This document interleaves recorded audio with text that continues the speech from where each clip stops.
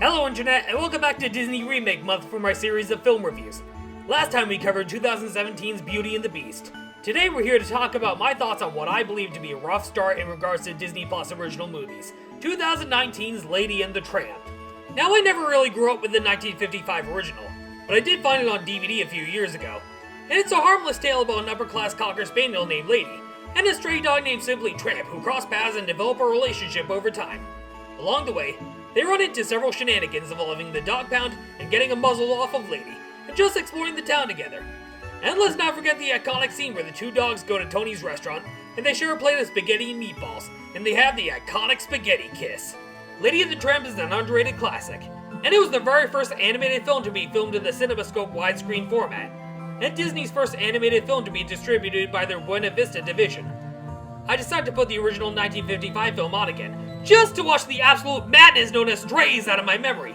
And I don't even want to begin to describe what I saw in Strays. It's like Everything Everywhere All at Once meets Sausage Party.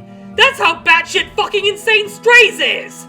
The remake of Lady and the Tramp served as a launch title for Disney Plus, along with the first episode of The Mandalorian, the first episode of High School Musical, the series, and Noelle starring Anna Kendrick and Bill Hader, and was the very first live-action Disney remake to go straight to streaming, followed by Mulan, Pinocchio, and Peter Pan and Wendy. But for 2020's Mulan, there was a reason behind it. And when it's time for me to review Mulan, I will explain what happened with the release of Mulan, and why they went the route they did. Now, Disney Plus doesn't have the best track record when it comes to their original movies. In fact, half of the original movies that were released on there were taken off completely without warning. Gone. Reduced to atoms. There's not a whole lot of Disney Plus original movies left after a huge content purge back in May. Well, obviously they wouldn't dare touch Lady and the Tramp, Pinocchio, Peter Pan and Wendy, Disenchanted, Hocus Pocus 2, Soul, Luca, Turning Red, or Chip 'n Dale Rescue Rangers. But Disney Plus doesn't have the best track record with their original movies, unlike Netflix. But lately, Hulu has been on a roll with their 20th Century Studios films like Prey. I still say the best Disney Plus original movie we've ever gotten was Soul. In fact, Soul might be one of my top favorite animated films of all time. But we're not here to talk about any of the Pixar movies that went straight to Disney Plus, before the releases of Lightyear and Elemental. Lady and the Tramp stars Valkyrie herself, Tessa Thompson as Lady, and Justin Theroux as Tramp. Justin Theroux voiced Lord Garmadon in the Lego Ninjago movie, and he wrote the screenplay for Iron Man 2. I want my bird.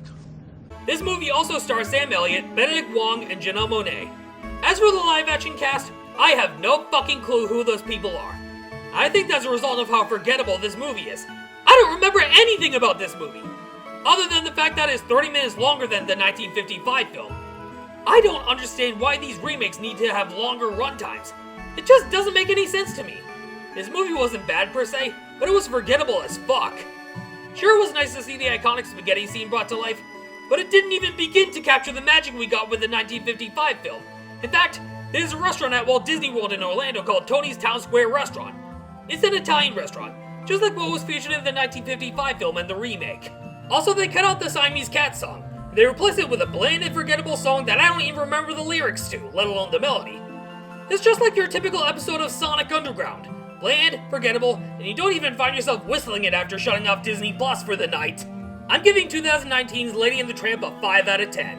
Not great, but not terrible. But this movie is rather forgettable. I mean, they did train actual rescue dogs for 4 months to get ready for this film. And they changed a lot of elements from the original. For example, the character Jock has been gender swapped, and so is the baby that Jim, Deer, and Darling have. In the original, the baby was a boy, but in this one, it's a girl. And don't get me started on the Siamese Cats, or should I say, the Florkins who replaced them! This movie bored me to tears, and I contemplated turning it off and rewatching the first episode of The Mandalorian, but I did not. Is this movie as garbage as 2019's Lion King or 2022's Pinocchio? No. Is it as good as 2017's Beauty and the Beast or 2023's The Little Mermaid? No. Is it a masterpiece? Absolutely fucking not. This is one of those remakes where you only watch it once and never again.